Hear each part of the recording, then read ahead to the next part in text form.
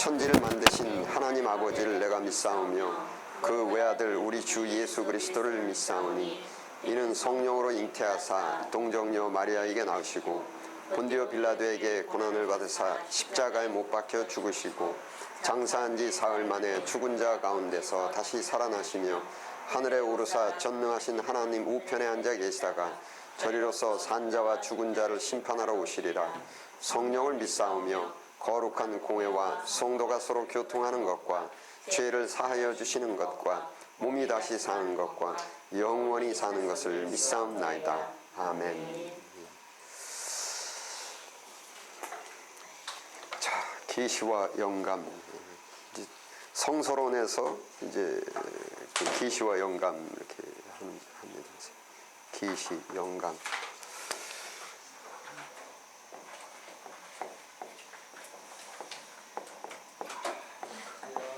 네, 보십시오.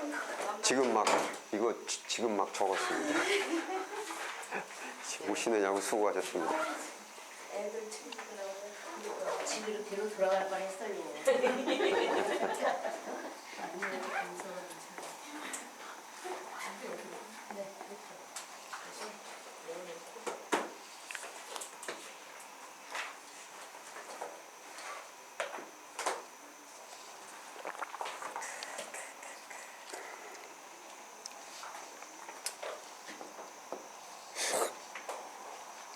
여러 번 제가 이제 반복해서 말씀드렸는데 그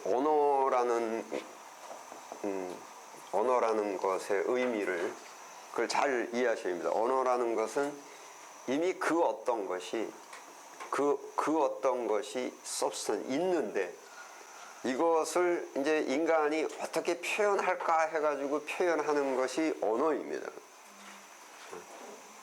그래서 이것이 이제 아카데믹 필드, 그러니까 뭐 신학뿐만이 아니라 뭐 특히 이제 문학 쪽, 그리고 뭐 물론 사이언스 이공도 마찬가지지만은 그래서 항상 글로서리 모든 것이 뭐냐면 우리는 이것을 이런 단어로 표현한다. 뭐 그 계약서 쓸 때도 누구누구는 앞으로 이하 갑이라 칭한다. 뭐 누구누구는 이하 을이라 칭한다. 이제 그런 것이 법적 계약서에서 제일 먼저 이렇게 나와 있고, 또 법에 관련된 것도 이제 법정 용어 이렇게 해서 나와 있고 용어들이 이렇게 있습니다. 그리고 이제 성경도 이제 성경 사전 뭐 이렇게 돼서 이렇게 있는데, 제가 성경 사전도 이렇게 보면은 좀 여러 가지 문제가 좀 많이 있어요.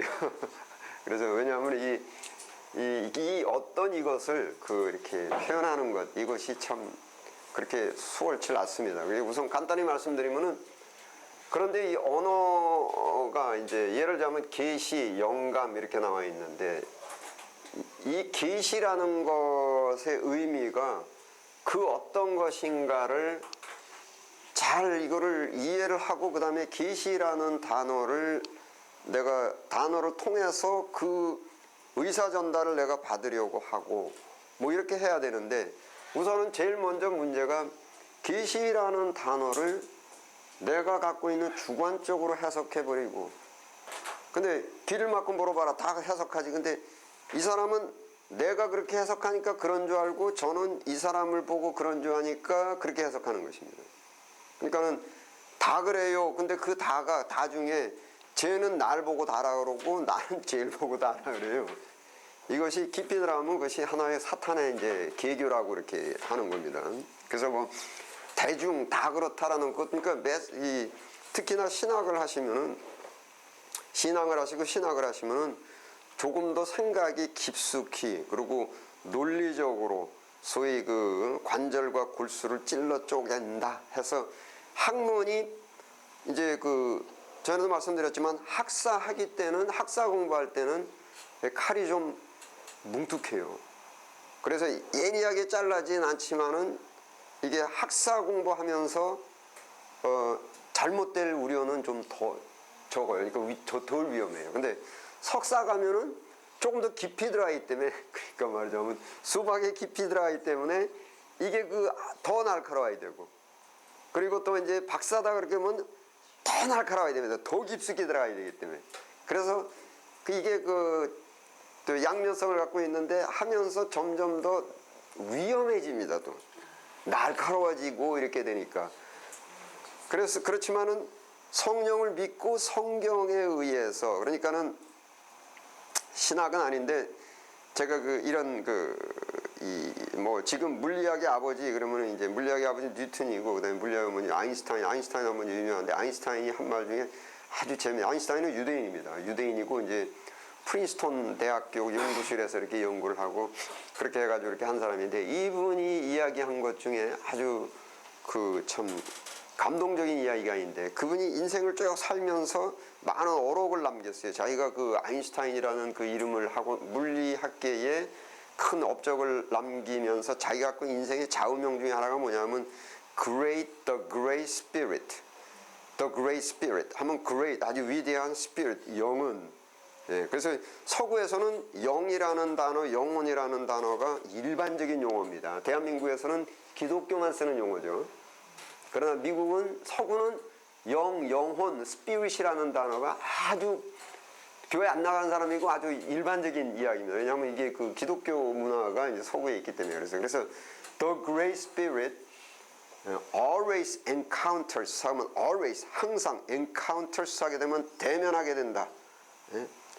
by severe objection by the opponent. 그러니까 그 뭐냐면 항상 위대한 영은 항상 강한 반대 세력과 비난 세력을 부딪히게 된다.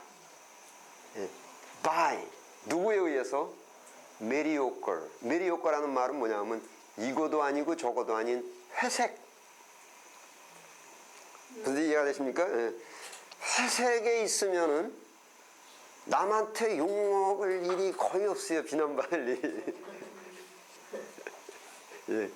그러나 회색은 죽도 안 되고 밥도 안 됩니다. 예.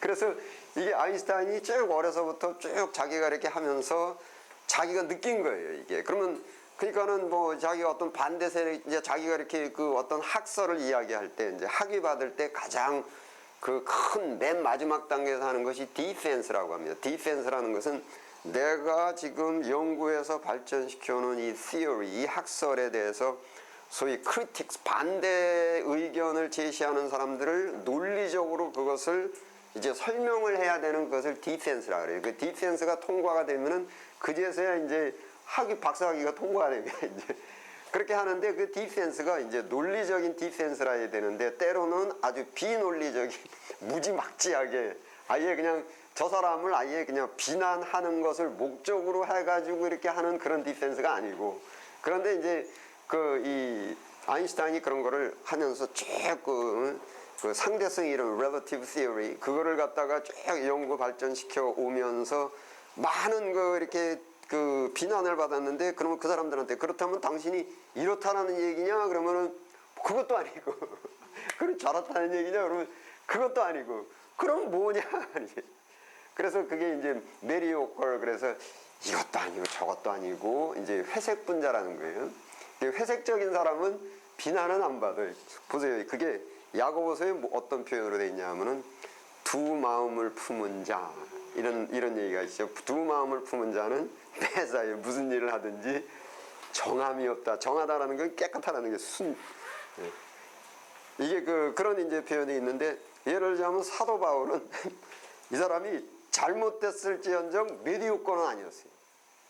그냥 유대 율법주의 있을 때도 아주 분명한 율법주의 있었고, 그 다음에 이제 예수님한테 와가지고 믿음, 그래가지고 기독교로 예수님한테 왔을 때도 분명한 예수님한테 있었지 회색적이지 않았습니다. 그래서 이 기독교도 그게 뭐 소위 뭐 대충 넘어가가지고 대충 사람들의 어디에 이렇게 되면 이거 큰 문제입니다. 그래서 내가 생각이나 이런 것들이, 그러니까 회색 분자는 논리가 없어요. 어떠한 명확한 관절과 골수를 쪼개서 탁 이렇게 하는 그런 것이 없죠. 그래서 그런 어떤 아인슈타인 같은 사람은, 그러니까 전부 그랬습니다. 아인슈타인 같은 사람은 정말 물리학계에서도 이단화였습니다. 왜냐하면은 뉴턴이 갖고 있는 절대성 이론이 그때 지배를 하고 있었는데, 상대성 이론에 대해서 연구를 하니까 물리학에 이단합니다. 아인슈타인이. 예수님도 그렇고 예수님께서도 오셔서도 예수님의 말씀은 뭐 말할 것도 없이 관절과 골수를 찔러 쪼개고, 사도 바울로 갔을 때도 사도 바울도 유대교에서는 엄청나게 욕을 먹죠. 배신자입니다. 이단하죠, 완전히. 그래서 이게 그랬기 때문에 이런 신학이나 신앙생활이 이 하나님, 주님 해가지고 그쪽으로 이렇게 딱 걸쳐서 나를 판단하고 이것을 하지 못하고 사람들의 눈치를 보고 이렇게 되면은 결국은 회색 분자 됩니다. 사도 바울이 회색 분자가 아니고 완전히 그냥 항상 정했습니다. 그렇게 했기 때문에 이제 인도를 받게 됐고 이렇게 된 것이죠. 그래서 이게 이제 다시 이야기를 돌아가면 점점 깊이 들어가고 항상 말씀드리지만은 이게 하나님의 말씀은 이게 꿀송이보다 달다. 이게 지금 이게 지루하고 지리하다라는 게 느껴진다라는 얘기는 지금 내가 지금 이게 지금 하나님의 말씀, 성경 말씀이 깊이 있게 소갈맹이로 지금 묻어가고 있다는 얘기입니다. 하나님의 말씀, 그러니까 성경 말씀을 그냥 상투적으로 들으시면 안 됩니다. 이게 꿀송이보다 달다 하면 진짜 꿀송이보다 단 겁니다. 근데 내가 지금 꿀송이보다 안 단다는 얘기는 지금 내가 잘못된 건가? 지금 이 꿀송이보다 달다라고 말씀하신 이 말씀이 잘못된 건가? 나한테 문제가 있다라는 거죠. 그래서 꿀송이보다 달다라는 그것을 맛을 알기 위해서는 이게 깊이 들어가고 깊이 들어갈수록 내가 갖고 있는 그 생각과 논리의 칼은 갈수록 예리해져야 됩니다. 이것이. 때로 이제 갈수록 예리한 칼로 들어갈 때 나타나는 현상 중에 하나가 내가 괴롭죠. 때로는 심리적으로 괴롭고. 왜냐하면 내가 죄성이 자각이 되니까, 나의 잘못된 것이 자각이 되니까. 청주교에서도 제가 말씀드렸는데 복음성가에 왜 똑바로 보고 싶어요 주님 곁눈질 하기 싫어요. 제가 그 찬송 처음에 들었을 때 굉장히 이게 깊이가 있는 가사인데 과연 이것을 부르는 기독교인들이 이것을 어떤 의미로 이거를 해석을 할까? 그런 생각을 했습니다. 똑바로 보고 싶어요 주님 곁눈질 하기 싫어요. 굉장히 깊이 있는 가사입니다. 그거 어떻게 해석이 되십니까? 여러분, 옷 두 벌 입는 자에겐 옷 없는 자에게 주어라 라는 말씀이 주님입니다. 그런데 옷 두 벌 입는 자는 옷 없는 자에게 주어라는 이 주님을 내가 똑바로 이 말씀을 똑바로 바라보는 것이 두려운 겁니다. 그것도 믿음이 있는 사람은.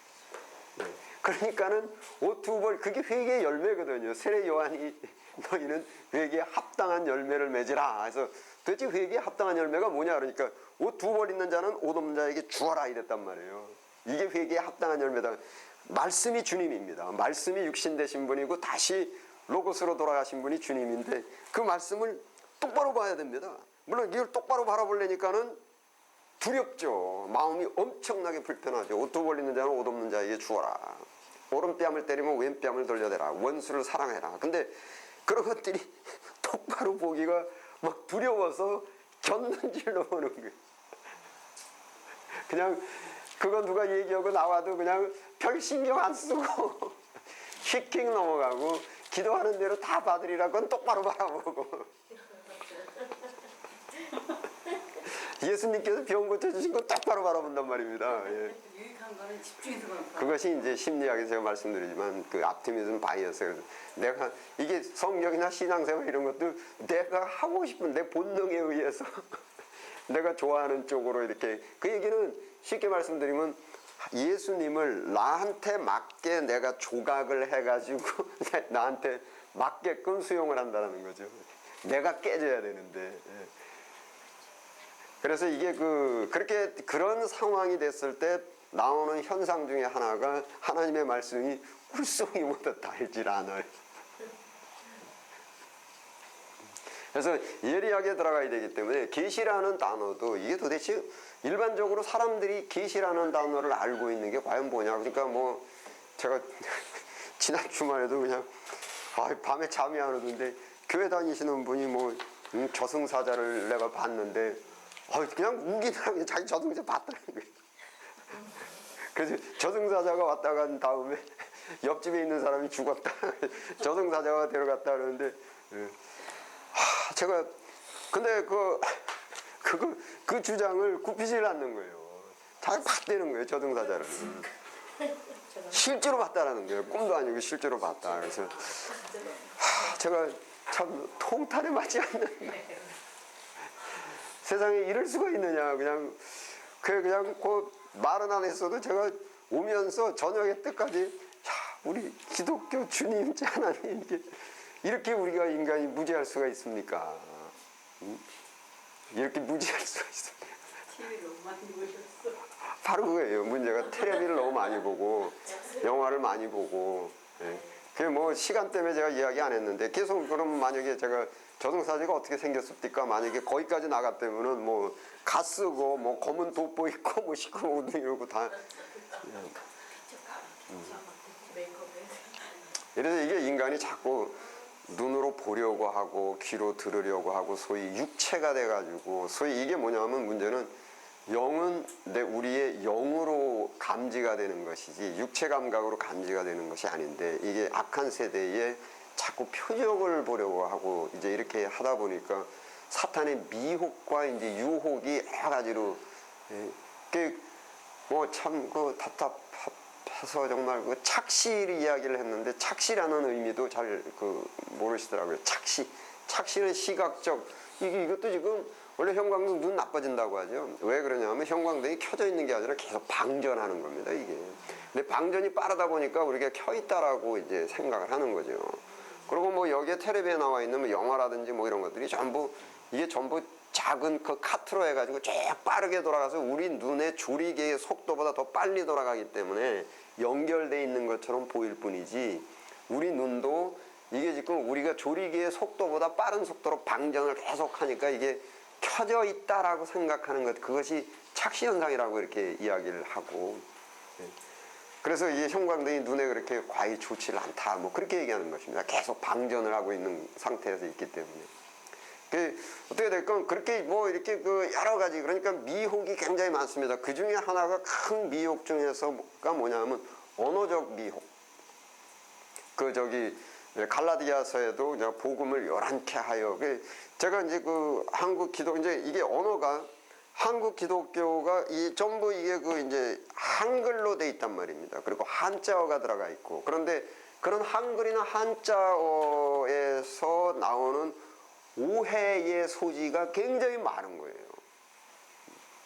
그러면 계시라는 것이 이건 무슨 뜻이냐? 그러면 계시 그럼 통념적으로 어떻게 알고 있냐면 지금 아무것도 없었는데 뭐 기도 중에 뭐 음성이 들려가지고 너는 동남방향으로 뭐 3km를 가면 귀인을 만나리라. 예?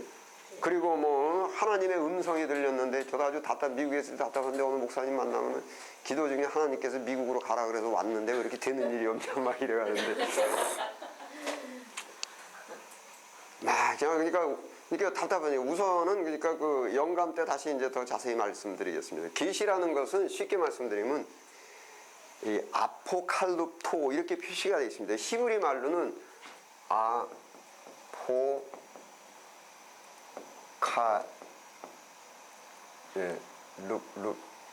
룹토 이렇게 포칼룹토 이렇게 표현되어 있는데 아포칼립토라는 거, 요한계시록도 이제 아포칼립토라는 것은 무슨 뜻이냐면 영어로 revelation 이렇게 하는데 reveal이라는 것은 뭐냐면 re는 다시라는 뜻입니다. re 하게 되면은 이게 뭐냐면은 가리워져 있었는데 가리워져 있는 것이 드러나다. 그런 뜻이 계시입니다. 가리워져 있었는데 이미 있는 거예요. 그 어떤 게 여기 있는데 그게 여기에 휘장에 이렇게 가리워져 있었는데 이 휘장이 걷어져 올리는 거를 계시 아포칼립토 이렇게 얘기합니다. 그러니까 무슨 예언과 점이 틀리고, 그래 분명히 이제 그 이사야서에도 점 치는 자, 점을 치는 자를 죽이라 뭐 이런 신명기에서 이렇게 있고, 그래서 그러나 예언하려고 하라. 예언과 점은 다릅니다. 그러니까 언어에 관해서 신학을 하시려면 생각이 예리해야 됩니다. 뭐 예를 들자면은 뭐 전에도 잠깐 제가 말씀드렸지만 행함과 행위는 엄청 다릅니다. 그러니까 우리 한자어로 이게 그게 그거 같아요. 행자 들어가니까 행자 돌림이니까. 그러나 성경 원문은 하나는 에르곤이라는 단어로 돼 있고 하나는 포이에이아라는 단어가 돼가지고 서로 음도 비슷하지가 않아요. 근데 그것을 이제 한국말로 번역을 할 때 같은 식구처럼 행위, 행함 이렇게 바뀌는 수가 없어요. 원래 헬라어로는 전혀 소리도 비슷하지 않고 에르곤, 포이에이아.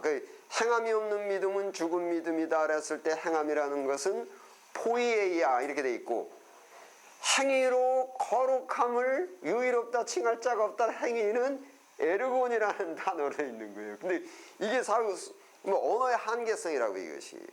그러다 보니까 자꾸 우리는 야 그거나 뭐 그거 아니냐 이렇게 해석해버리면 엄청 상반되잖아요. 행함이 없는 믿음은 죽은 믿음이다. 행위로 의롭다함을 칭할 자가 없다. 그런데 굉장히 상반되는데 여기서 질서가 안 잡힙니다. 생각에 논리가 안 섭니다. 소위 혼돈 속에 빠지게 되고 그냥 혼돈으로 계속 나가면 결국 전체가 혼돈이 돼버리고 이때는 꿀송이보다 달지도 않고, 여기서 가장 큰 게 뭐냐면은 목회자나 전도나 우선 내 인생 자체에 자신감이 떨어집니다. 자신감이. 그러니까 뭐 전에 말씀드렸죠. 심리학에 인간은 자기가 갖고 있는 능력의 10% 미만밖에는 발휘하지 못한다. 이거는 뭐 이게 예일 하버드 있죠. 심리 쪽에서도 이미 다 실험해가지고 다 발견된 것입니다. 굉장히 신기합니다. 어째 10% 미만밖에 안 되냐. 근데 이유가 뭐냐? 확신이 없기 때문에. 확신이 없다라는 것은 영적으로 말하자면은 앞이 잘 안 보여요. 그랬을 때 내가 전력 투구해서 앞으로 뛰어나가지를 못합니다. 그런데 이게 논리가 탁 서가지고 이거로구나 해가지고 관절과 골수를 찔러 쪼개가 아주 예리하게 돼가지고 탁 명확하게 나왔어요. 그게 이제 빛입니다. 빛으로 오신 말씀이 곧 빛이라, 그 안에 생명이 있었으니 말씀이 곧 빛이라 해가지고 그게 빛이 확 해서 앞이 확 보였을 때 전력 투구 나가 있을 때 이게 잠재되어 있던 모든 인간의 능력이 90%가 확 나온다는 것입니다. 그 확 90%가 나오는 그 현상을 이제 기독교적 용어로 카리스마가 나왔다. 그래서 카리스마는 내 스스로도 내가 깜짝 놀라는 그런 능력이 카리스마입니다. 그렇게 되려면은 이게 그 명확하게 이제 이해가 돼서 되셔야 됩니다. 그래서 계시라는 것은 바로 그런 의미입니다. 그러니까 이미 있는 건데 이렇게 가리워져 있었는데 그것이 이제 드러나게 하는 것이, 드러내 보여주는 것이 계시다. 예를 들자면 이제 마태복음 13장 한번 보십시오.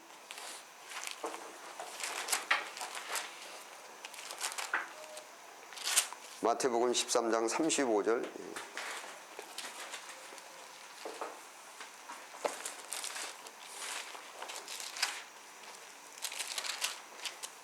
예, 함께 읽겠습니다. 시작. 이는 선지자를 통해 말씀하신 바 내가 입을 열어 비유로 말하고 창세부터 감추인 것들을 드러내리라 함을 이루려 하십니다. 예, 감추인 것을 드러내리라 함을 이룬다. 그러면 이게 이 얘기가 그 감추인 것을 드러내리라 함을 이룬다. 그럼 감추인 것을 드러낸다는 건 틀림없이 구약에 있다는 얘기고, 구약에 있는 약속을 예수님께서 이루려 하십니다. 이제 이런 뜻이거든요. 여기에 감추인 것들을 드러내리라. 그 이제 시편 78편 한번 보십시오. 858페이지.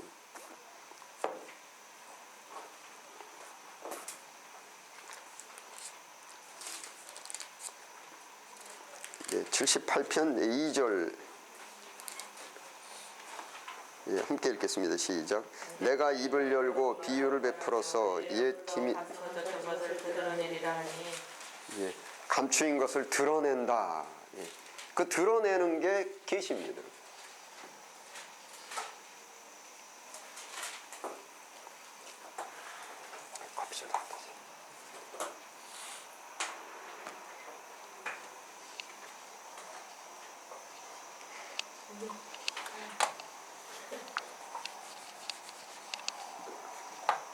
그러니까 이게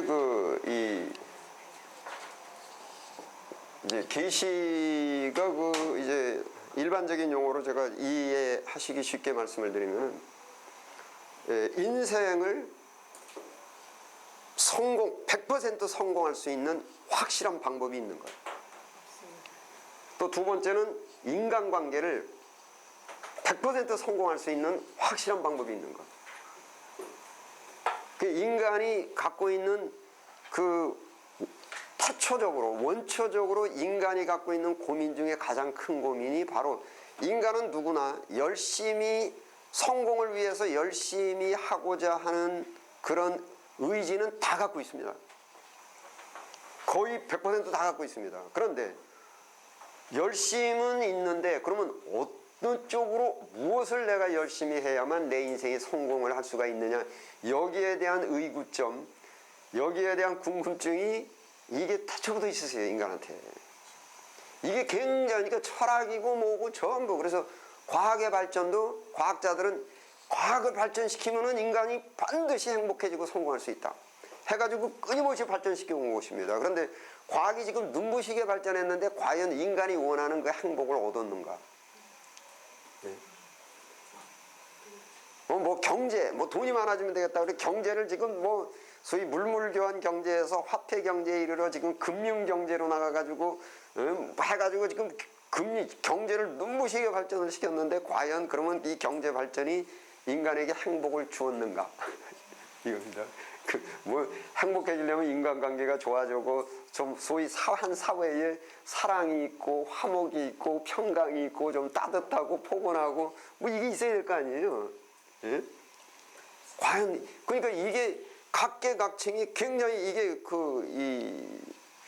이게 아주 최고의 목적입니다. 이것이 이게 전 사회적으로 개별적으로도 과연 난 열심히 할 각오가 돼 있다. 근데 이게 어디다 열심히 해야 되는지 분명히 이게 명확한 100%의 방법이 있어야 되겠는데, 여러분 뭐 그 자제분들에 관련해서도 그럽니다. 뭐 한국 부모님들이 내 자식이 성공을 위해서라면 난 무슨 짓을 할 수도 있다라고 하는데, 그러면 어떻게 어느 길로 가고 어떻게 되면 내 자식이 성공이가 확실히 100%의 방법이 있는가? 이게 굉장히 궁금했던 것입니다. 그래서 이것이 철학의 고민이요, 과학의 고민이요, 경제의 고민이요, 모든 것의 고민입니다. 그래서 이거를 발견하고자 하는 인간의 그 노력을, 그래서 이제 철학이나 이건데 그런 100% 성공할 수 있는 그 길을 뭐 도라고 말하기도 하고, 노자가 얘기한 대로 그거를 진리라고 말하기도, 표시를 하기도 하고, 뭐 여러 가지 말로 뭐 인간이 표현을 하는 거예요. 그러니까 이 길은 뭐 도저히 어느 길로 우리가 열심히 해야 되는가.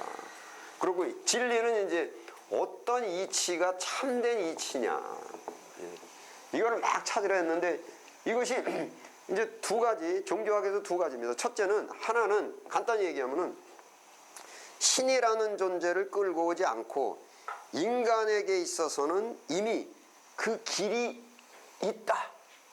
그걸 어떻게 철학자들이 거기에 도달을 했냐면은, 제가 항상 많이 쓰듯이 3 곱하기 4는 12라는 이 원칙이 인간이 만든 거냐, 인간 이전에 이미 있었던 거냐. 이미 있었던 겁니다. 이미 있었던 거 아니에요. 근데 인간이 그거를 발견한 거 아닙니까? 발견한 거 아니에요.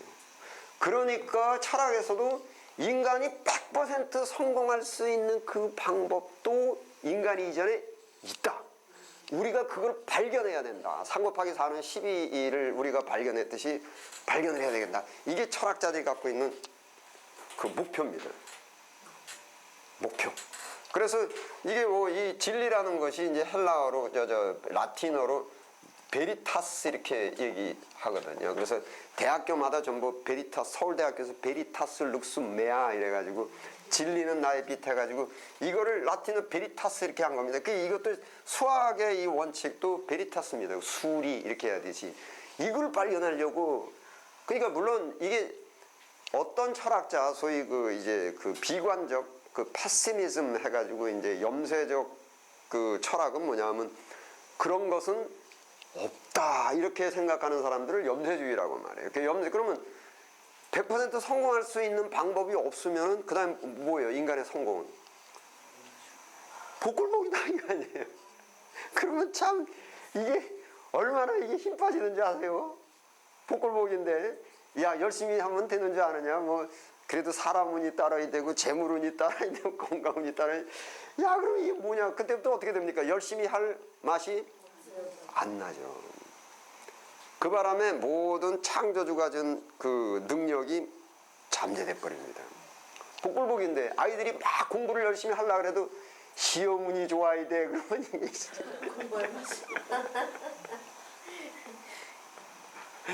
예? 사람이 착실하게 매사가 반듯반듯하고 열심히 하면 내가 인생 행복하고 성공할 수 있다고 했는데 야 그래도 사람 운이 따라줘야 되고 재물이 따라 뭐 운이 따라줘야 된다 그러면은 그 다음부터 맥 빠지는 겁니다 이것이. 그래서 염세주의적 생각을 갖고 있는 사람들이 한 부류가 있고 그렇지만은 이 한쪽에서는 이제 공자라든지 뭐 이 맹자 뭐 동양이고 서양의 소크라테스 뭐 플라톤 아리스토텔레스 이런 건전 철학자들은 첫째 명제가 뭐냐면 그런 방법은 반드시 있다. 왜? 수의 법칙도 그래서 아카데미아 그러니까 서양의 그 이제 동양의 철학의 그 이제 그 제자백가 시대 때 나온 것이 직하학궁 그래가지고 직하학궁에는 모든 이제 학자들이 모여서 거기서 연구를 하고 서양에서는 아카데미아 해가지고 서양의 아카데미아에 이제 소크라테스 때부터 모여가지고 거기 모여서 다 했는데 그 아카데미아에서 가장 크게 대두가 첫 번째 기본적인 과목이 수학입니다. 그래서 수학을 모르는 자는 이 아카데미아에 들어오지 말아라 이렇게 써놨었대요. 제가 보진 못했지만.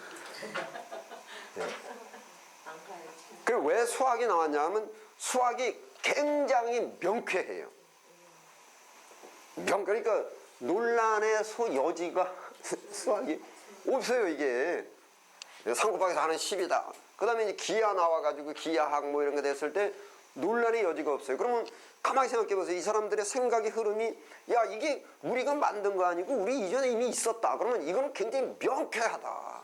뭐 운 좋으면은 뭐 15되고 운 나쁘면 10되지 않고 이게 명확하게 상고박에서 하는 10이라는 것은 이것은 소위 이제 철학적으로 하면 첫째 보편적이고 보편적이라는 것은 그 시대 상황에 또 뭐 날씨 춥다고 이렇게 되고 덥다고 이렇게 되고 늘어나고 줄어도 이게 아니고 보편적이 100%니까. 그리고 변치 않고 누구에게나 적용되고 야 이런 게 인간이 이전에 있기 때문에 인생을 성공할 수 있는 그 방법도 있다. 우리가 그걸 발견하자 이렇게 나온 겁니다. 이게 소위 말해서 이제 건전 철학자들이고 그들이 그것을 갖고 인간한테 소망을 주고 진리, 그래서 인간한테 어떤 확신을 주고 나름대로 철학자들이 그렇게 했던 겁니다. 그래서 철학자들을 따르는 사람들도 많았던 거예요. 왜냐하면 그게 인간을 가장 소위 맥 빠지게 만들고 절망하게 만드는 것이 확실한 방법은 없다 이거거든요. 그런데 거기서 이제 그나마 이제 띵커들이 철학자들이 나와서 있다 수학을 봐라 하니까 이제 야 그러면 내가 열심을 바칠 수 있는 그런 것이 있구나 했을 때 그게 소망이 되는 거죠. 요즘 뭐 일자리가 적으면 날 하여금 일할 수 있게 해주십시오. 내가 정말 열심히 하겠습니다. 그래서 이게 진리인데 이게 이제 요 진리가 이제 이렇게 감추어져 있었던 거예요. 소위 수의 진리는 안 감춰져 있는데 그래서 수의 진리를 이제 뭐라고 얘기하냐면 이거는 하나님의 일반 법칙이라고 해요. 일반 법칙이라는 것은 하나님께서 창조하신 모든 얘기가 다 발견할 수 있도록 저는 여러 번 말씀드렸습니다. 이거를 모르면 상고파기 사는 10이라는 거를 무지해서 모르면 이 사람은 인생을 살 수가 없어요. 뭐 장사를 할 수가 있어요. 뭐 물건을 살 수가 있어요. 뭘 할 수가 있어요. 이걸 알아야죠. 그래서 이거를 일반 진리라, 하나님의 일반 법칙이라 그래요. 그랬는데 여기에서 인생을 성공할 수 있는 진리, 그것이 예수님께서 내가 드러내려 왔다. 이게 첫째는 있는 거예요. 제가 여기서 무엇이 있는데 그것을 드러내어 보여주는 것이다. 그래서 이게 수학에 이거 진리가 있는데 이거를 발견했듯이 인생을 성공할 수 있는 방법은 있는데 그것이 예수님께서 오셔서 내가 감추어진 것을 드러내려 왔다. 그래서 이 카텐을 쭉 예수님께서 이제 올리는 거죠. 그러면서 가장 크게 올렸던 게 뭐냐면, 욥기서에 어떤 게 있냐면, 욥이 하나님께 그럽니다. 아, 인간이 죽었다가 다시 살 수가 있겠나이까? 퀘션 마크예요. 그랬는데 예수님께서 있다. 내가 드러내어 보여주는 거예요.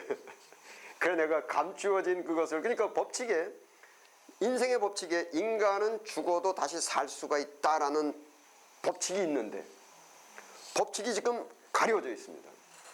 그래서 그것을 보지 못하는 사람은 어떻게 알고 있냐면 인간은 죽으면은 끝이다. 절대 못 산다. 그냥 금생이 그냥 죽으면 다 끝나는데 죽으면 큰일 나지. 그래서 인생의 법 원래는 안 그런 거예요. 인생의 법칙이 원래는 안 그렇단 말이에요. 근데 그게 감춰져 있는데 그래서 욥도 이제 그런 말이 있는 게 사람이 죽으면 다시 살 수가 있겠나이까? 그런데 예수님께서 감추인 것을 드러내러 왔노라 하고 봐라 해가지고 진리 인생의 법칙 중에 하나가 뭐냐가 죽어도 다시 산다. 그 몸이 다시 사는 것과 이 인생의 법칙, 수학의 법칙과 같은 것 이것이 드러내 보여줬단 말이에요. 그러면 거기서 보세요. 지금 암사하기로 죽어가는 사람한테 소망을 준단 말이에요. 죽는 것 아니에요. 죽으면 시작입니다, 이제. 그러면 그게 엄청난 소망이 된단 말이에요. 그래서 이게 이제 뭐 하나님의 말씀은 이게 참 이 소망입니다. 내게 은과 금은 없으되 내가 너에게 소망이라는 걸 줄 수가 있다. 그래서 이게 진리 이런 법칙이 있는데 그것을 드러내 보여주는 것이 이제 계시다. 그렇게 이제 이야기를 합니다. 그래서 이 일반 법칙이 드러나는 것, 수학의 법칙 같은 것은 일반적으로 전체적으로 그러니까 이게 뭐냐면 마태복음에 하나님께서 해와 비를 의인에게도 내리시고 악인에게도 내리시고 그래서 우리가 말하는 의인이라는 것은 소위 예수 믿는 사람들, 우리가 말하는 여기 나오는 악인이라는 것은 예수 안 믿는 사람들 하는데 그것이 관계없이 하나님께서 창조하셨기 때문에 베푸는 은혜 이러한 것들을 일반 은혜, 일반 법칙 그렇게 얘기를 해서 또 왜 전에도 말씀드린 마태복음엔 또 뭐가 있냐면은 가라지도 있고 알곡도 있지만은 세상 끝날까지는 가라지도 알곡도 다 비료도 먹고 다 하고 병 나면 치료도 받고 약 뿌리니까 치료도 받고 다 하는 거 이런 것들이 일반 은혜라고 말합니다. 여기에 이제 특별 은혜는 특별 법칙, 특별 은혜라는 것은 바로 이 인생에 죽어도 다시 사는 거 쉽게 말하면 구원, 영생 뭐 이런 거에 이게 특별 법칙이죠. 여기서는. 예. 그것은 이제 선택된 자들에게만 계시가 되는데 이게 문제가 뭐냐 그런 걸 이제 특별 계시고 특별 법칙이라고 말합니다. 소위 그러니까 예를 들자면은 돈을 많이 이 땅에 있으면서 돈을 많이 벌 수 있는 방법, 그 법칙 그것은 일반 법칙입니다. 그래서 일반 법칙은 예수 안 믿어도 돈을 많이 버는 법은 다들 알아요. 뭐 재테크하고 부동산하고 뭐 증권 사고 뭐 잃어버리는 수도 있지만은 뭐 복불복으로 해가지고 그냥 그런 것들은 이제 일반인들도 다 아는데 그것 말고 소위 말해서 몸이 다시 사는 것과 영원히 사는 방법 그걸 이제 특별 법칙을 이제 아는 거죠. 근데 여기 이제 그걸 계시라고 하는 것입니다. 그래서 계시를 이제 잘 이해를 하셔야 됩니다. 그런데 이게 그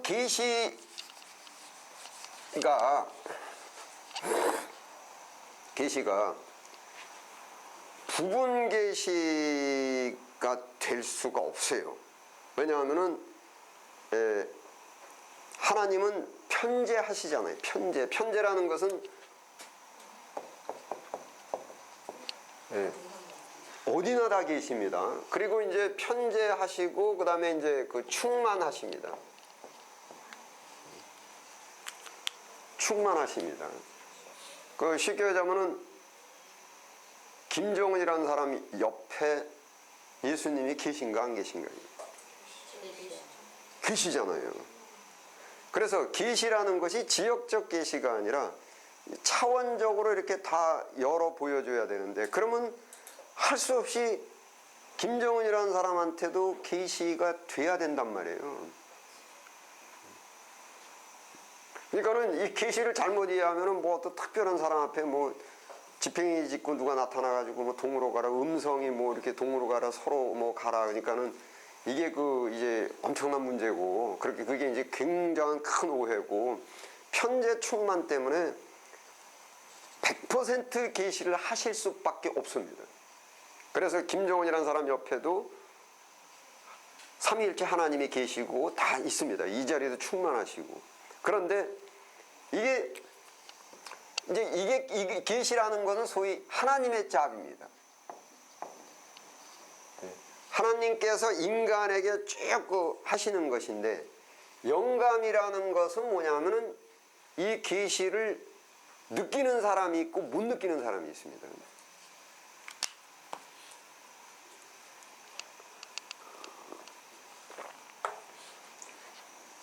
영감이라는 것은 이제 그 언어로 하면은 세오, 푸네오 이렇게 얘기하는데, 이게 세오가, 푸네오는 입김. 세오 푸네오라는 뜻인데, 이게 영감 혹은 감동, 이런 두 가지 단어로 이렇게 나와 있습니다. 하나의 원래 단어인데 한글 번역에 영감으로 나와 있기도 하고 감동으로 나와 있기도 합니다. 이 뜻은 세오, 하나님께서 하나님께서 입김을 불어 넣으시는 것을 이제 푸네오 뭐 이렇게 해가지고 영감을 받았다 이렇게 얘기를 하는데, 영감이라는 것은 이게 뭐냐면은 쉽게 말하자면 제가 여러분들께 충만 편재하기 때문에 여기 서서 소리를 지를 수밖에 없습니다. 지금 여러분들이 강의할 수밖에 없습니다. 그런데 이 중에서 뭐 이세현 전도사가 제일 만만하니까, 이세현 전도사는 내가 택정을 안 했으면 좋겠다, 그 얘기는 뭐냐면 내가 지금 떠들어대는 이 계시의 소리를 좀 저 사람만 못 듣고 다 편재하기 때문에 나는 다 할 수밖에 없어요. 그러면 어떻게 했으면 좋겠습니까? 나가라 그래. 나가 뭐 지구를 떠나거나 이렇게 할 수도 없고, 이게 전체 이제 어떻게 했으면 좋겠습니까? 귀를 먹기. 맞아요. 귀를 막아버리면 된단 말이에요. 이거 이사야서 한번 보십시오. 6장.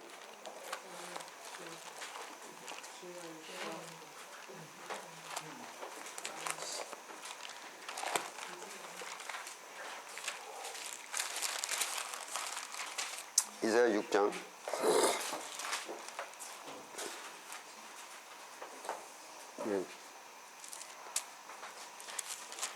9절 10절 두 절 함께 읽겠습니다. 시작. 여호와께서 이르시되 가서 이 백성에게 이르기를 너희가 듣기는 들어도 깨닫지 못할 것이요 보기는 보아도 알지 못하리라 하여 이 백성의 마음을 분하게 하여 그들의 귀에 막히고 그들의 눈이 감기게 하라. 염려하건대 그들이 눈으로 보고 귀로 듣고 마음으로 깨닫고 다시 돌아와 구원을 받을까 하나가. 그러니까 순서가 잘 이해하세요. 원래는 다 타락했다고 하게 되면은 뭐냐면은 다 보아도 보지 못하고 들어도 듣지 못하고, 소위 사복음서의 소경, 귀머거리, 문둥병, 그 의미를 육체가 아닌 영혼으로 한번 생각을 해보십시오. 보아도 보지 못하고 들어도 듣지 못하고, 문둥병이라는 것은 이게 만져도 감각이 없는 것입니다. 그래서 에베소에는 저희가 감각 없는 자 되어, 이것이 타락입니다. 그러니까 원래 하나님의 계시는 감추어져 있었던 적이 없어요. 열려져 있습니다. 그러니까 보세요. 하나님이 숨었어요? 아담이 숨었어요? 원래는 아담이 숨을 수는 없어요. 그러니까 뭐 정확하게 그 아담이 숨은 것을 제가 표현을 하면은 어떤 표현이냐면은 좀 보세요. 제가 여기 계신 6분이 1초 상간에 싹 제 앞에서 없애버리는 방법이 뭐가 있겠습니까? 눈 가버리면 돼. 눈을 가버리는데 아담이 죄 범죄해가지고 숨었다라는 얘기는 이겁니다. 이게 타락입니다. 그러면서 자기가 의도적으로 의지적으로 한 것이 아니라 그렇게 돼 버렸습니다.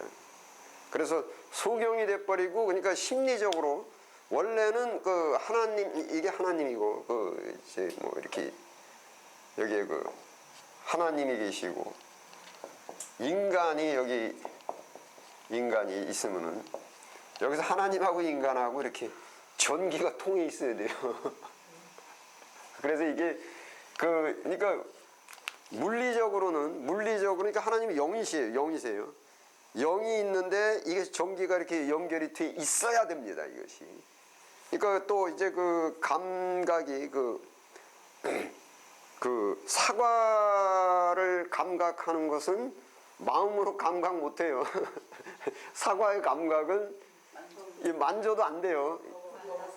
네, 먹어봐야 돼요. 그래서 혀로 소위 미각이 감지해야 됩니다. 예, 그 다음에 소리는 만질 수가 없습니다. 볼 수도 없습니다. 청각으로 감지해야 되죠. 이 듣는 신경으로 감지하죠. 그런데 영은 눈으로 감지하는 것도 아니고 손으로 감지하는 것도 아니고 혀로 감지하는 것도 아니고 우리가 갖고 있는 심령으로 감지가 되고 느끼게 되는 것입니다. 고린도전서 2장 한번 보시죠.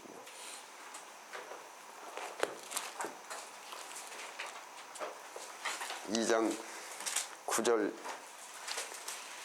10절 11절 예, 3계절 예, 함께 읽겠습니다. 시작. 기록된 바 자들을 위하여 예비하신 모든 것들은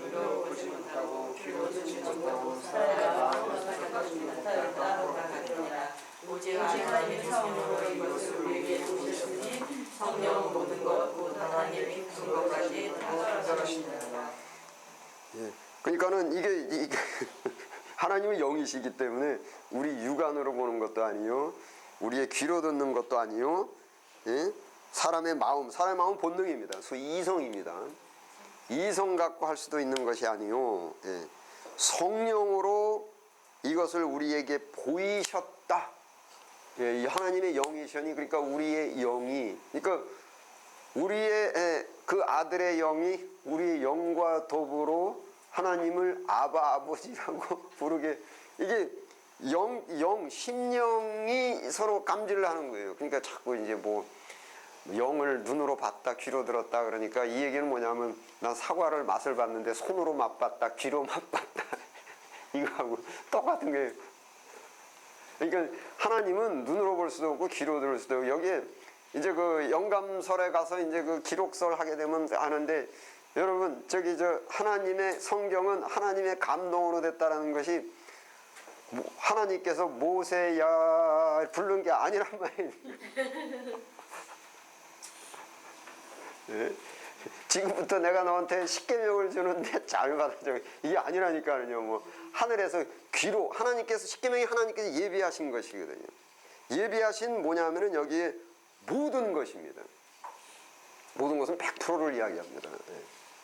100%는 모세가 뭐 귀가 밝아가지고 하나님의 뭐 베이스 톤을 들은 것도 아니고, 눈이 밝아가지고 뭐 하나님을 본 것도 아니고, 그러니까 이 요한복음의 1장 18절에 이런 말씀이 있죠. 하나님을 본 사람이 없으되, 여기에 보았다라는 그 보는 육체를 얘기합니까? 영을 얘기합니까? 육체죠. 왜냐하면 눈으로는 본 사람이 없어요. 볼 수가 없어요. 그런데 그 하나님을, 하나님 품에서 독생하신 하나님이 그러면 하나님을 눈으로 본 시대가 몇 년이에요? 33년밖에 없어요. 눈으로 보고 귀로 들었을 하나님을 눈으로 보고 귀로 그 음성을 들을 수 있었던 그 시기는 33년밖에 없어요. 그 33년 이외에는 하나님을 본 사람이 없어도 볼 수가 없다라는 거예요. 귀로 들을 수가 없다. 그래서 기독교는 뭐냐면 하나님을 느끼기 위해서는 우리의 심령이 다시 살아나야 돼요. 소위 소경이 그러니까 사복음서에 나타나는 게 육체적인 것도 되는데 우리 좀 가치관을 영적으로 가치관을 두어서 소경이 눈을 떴다 보아도 보지 못하고 봤다 이제 보기 시작한다. 그러니까 그거를 육체로 보니까 그래 보지 말고 그 다음에 귀머거리가 이게 예수님께서 그 진흙으로 에바다 우리 귀가 열렸다는데 육체도 돼요. 그런데 가치를 어디다 둬야 되냐면은 들어도 되지 못하는데 이제 듣게 됐다.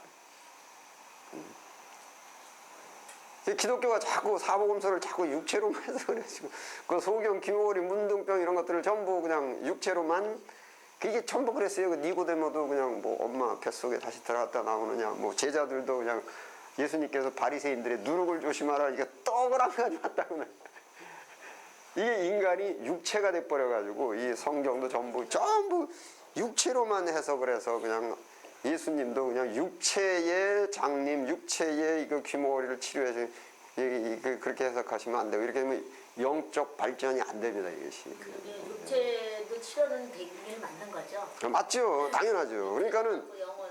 예, 그런데 여기서 육체를 치료해 준 것은 목적이 있죠. 하나님의 나라를 내가 어찌 표현할고 하고서 봐라. 하나님의 나라는 아픈 것도 없고 하나님의 나라는 죽는 것도 없고 애통하는 것도 없고 곡하는 것 그거를 하나 이렇게 해준 것인데 기독교의 목표가 그것이 절대 아니라는 거죠.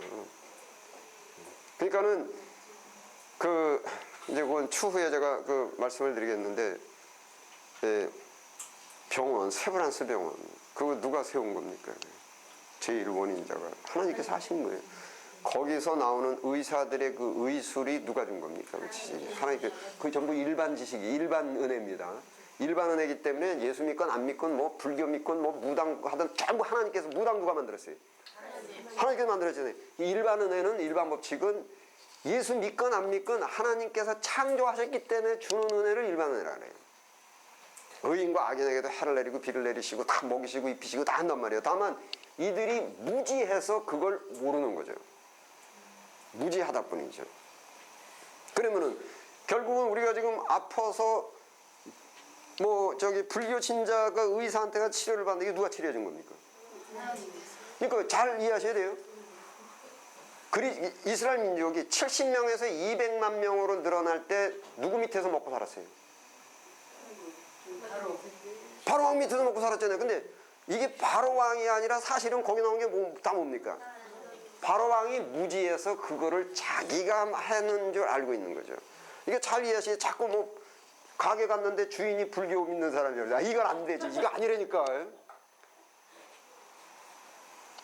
이거 아니라니까는요. 아기 예수님이 헤롯 대왕을 피해서 어느 나라에 가서 어린 시절을 보냈습니까? 애굽에서 보냈어요. 그러면 누구 밑에서 먹고 누구 밥 먹고 살았습니까?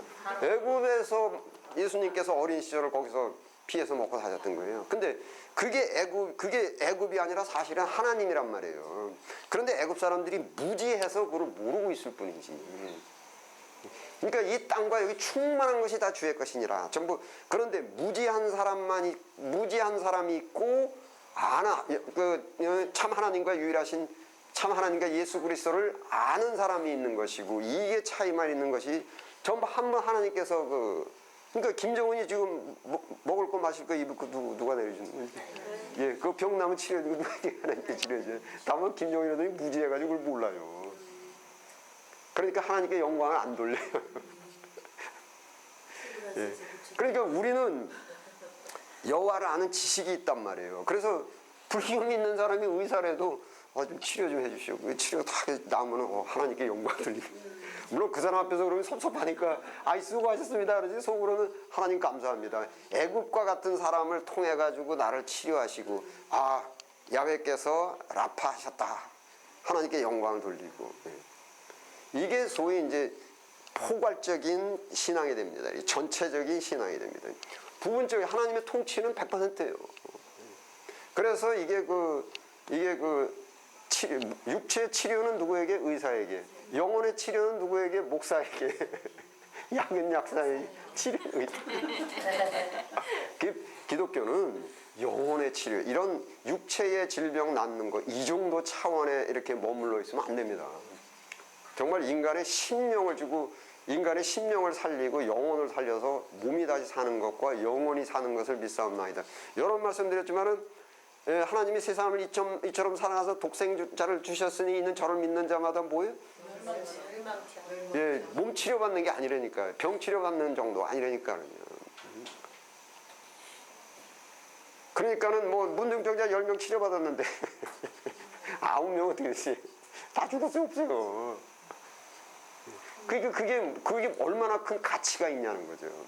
그러니까는 우리가 자꾸 이게 몸이 질병에 대해서 막 집착이 되고 막 고착이 될 때 자칫 잘못하면 기독교 본질을 잃어버립니다. 그러니까는 여기서 이렇게 논리를 또 세우셔야 되는 것이 사도 바울 치료받았냐고 그냥 못 받았어요. 그럼 사도 바울이 저주받은 사람인가? 은혜 못 받은 사람인가? 이게 내가 치료 못 받는 게. 그러니까는 육체에 질병을 주신 게 하나님의 은혜다. 그 은혜론으로 갔을 때,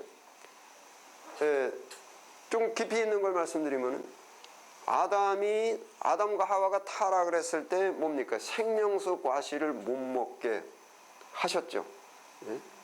가리워놨다. 그 바람에 죽게 돼버렸어요. 그러면 생명수 나무를 못 먹게 돼서 죽게 만드는 그것이 하나님의 징벌인가 은혜인가? 은혜죠. 이거죠. 보세요. 제가 만약에 반신불수가 다 되고 이래가지고서는 그냥 뭐 침치 흘리고 이 사람이 그냥 똥 오줌 다 받아내고 다 해고 뭐 말도 제대로 못하고 이러고 사는데 그래도 살고 싶은 거예요? 아니면 죽여달라고 하는 거예요? 여기서 죽는 게 인간의 권리입니까? 아니면 그래도 사는 게 인간의 권리입니까? 인간의 권리. 네, 권리. 그러니까 인간에겐 사는 권리만 있는가? 아니면 죽을 권리도 있는가? 죽을 권리는 없죠. 아니 근데 죽는 게 자살이 아니라 소위 내가 지금 의학에서 생명을 연명하고 연장해가지고 지금 숨만 꼴딱꼴딱 쉬고 뭐 이렇게 있는 거예요. 이러고도 사는 건가? 살고 있어야 되는가? 죽었으면 좋겠는데 일단 사는 거잖아요. 그러니까 의학의 장비를 좀 연장하지 말고 나는 그냥 자연사하게 놔둬라. 보세요. 아담과 하와가 타락을 했다라는 건 뭡니까? 그 순간부터 인간답게 살지 못하는 거예요. 어서오세요. 예, 어서 오십시오. 예. 그러니까 인간답게 살지 못하고 그렇게 됐을 그런 상황이면 차라리 죽여주시는 것도 은혜란 말이에요. 가끔 텔레비 보면 엊그저께도 텔레비 보니까 그 서부 영화가 나왔는데, 에마를 타고 막 가는데 이 에마가 달리다 보면은 이 말이 심장이 터지잖아요. 가끔으로 보면. 그래서 꼴딱꼴딱 숨을 쉬고 있는데 주인이 너무 불쌍해서 이러고 있다 총을 꺼내가지고 에마를 딱 죽여버립니다. 미워서 죽이는 거니까. 이러니 차라리 죽어라.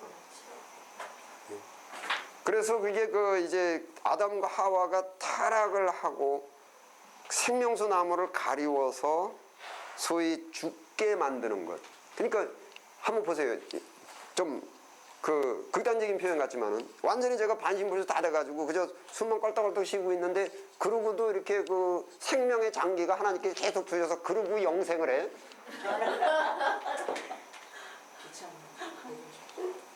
은혜입니까 이거? 그건 처절한 저주입니다.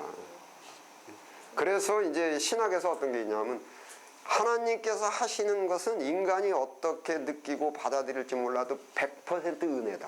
하나님께서는 은혜 외에는 인간에게 주시는 것이 없다 이겁니다. 그래서 생명수 나무를 가리워서 죽게 그 생명수 나무를 못 먹게 하시는 그것도, 그러니까 얕은 생각으로 말하면 야 벌 받았다라고 할지 몰라요. 근데 하나 더 깊이 들어가면은 은혜다.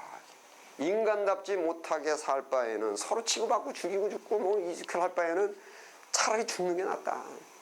거기 부활이 있다는 거예요. 이제 거기 부활이 있다는 거죠. 그래서 이제 하나님께서 베푸시는 모든 것은 인간이 어떻게 그 순간 어떻게 다가올지 몰라도, 그래서 기독교는 여러 가지 복잡한 거 말고 아주 명제가 하나 있습니다. 아주 표대 명제가 있는데 그게 뭐냐면 하나님은 뭐라고? 사랑이시니. 그러니까 사랑이 하나님이 창조한 피조물을 사랑이신 하나님이 아주 괴롭게 비참하게 하실 수가 없어요. 그러니까 멸망도 하나님이 멸망시키는 것이 아니라 말씀드렸죠. 인간이 서로 자멸하는 겁니다. 그 중에서 하나님이 세상을 심판하려 하심이 아니요.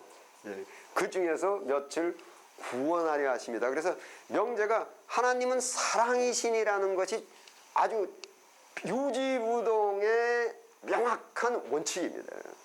근데 그 모든 하나님께 성경에 나와 있는 하나님의 모든 하시는 일은 하나님은 사랑이시리라는 원칙을 유지부동 변동 없는 걸로 놓고 해석을 해야 된다는 얘기예요.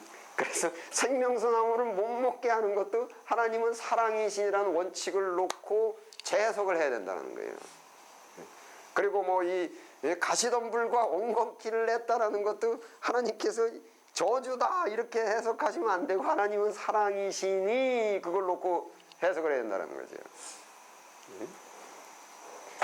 그게 이제 성경 해석학의 이제 원칙입니다. 이제 아주 기본 원칙.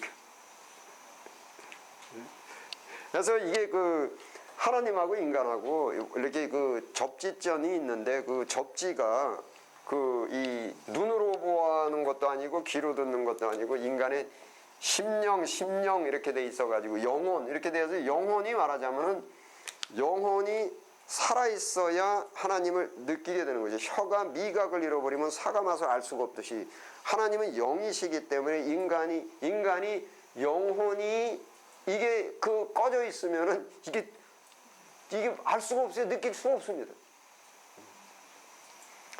이제 그런 상태가 100% 인간에게 다 돼 있는 겁니다.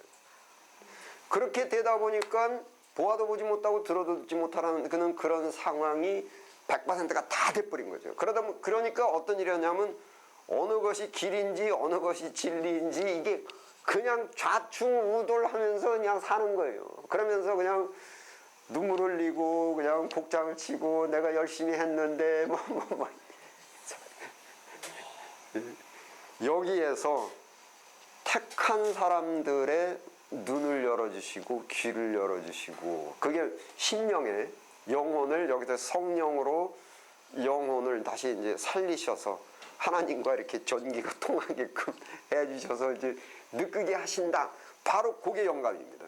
그러면서 하나님께서 입김을 불어넣어 주신다. 영감. 그러니까 계시는 100% 다 받는 겁니다. 다 받는데 인간은 원래부터 보아도 보지 타락해서 100% 100명이면 100명이 다 보아도 보지 못하고 들어도 듣지 못하고 느끼지 못하는 거예요. 그러다 보니까는 하나님께서 100% 하는 계시를 받지를 못해요. 그냥 여기 옆에 지금 밖에도 삼위일체 하나님이 계셔서 계신데도 이게 느낌이 없어요. 감각 없는 자가 돼가지고 완전히 심령이 이제 영혼이 죽어버려가지고. 그런데 그게 택한 사람들한테 성령으로 영혼을 다시 살려주니까 그 살려주는 그것이 영감, 감동, 하나님께서 입김을 불어넣으셨다 이 뜻입니다.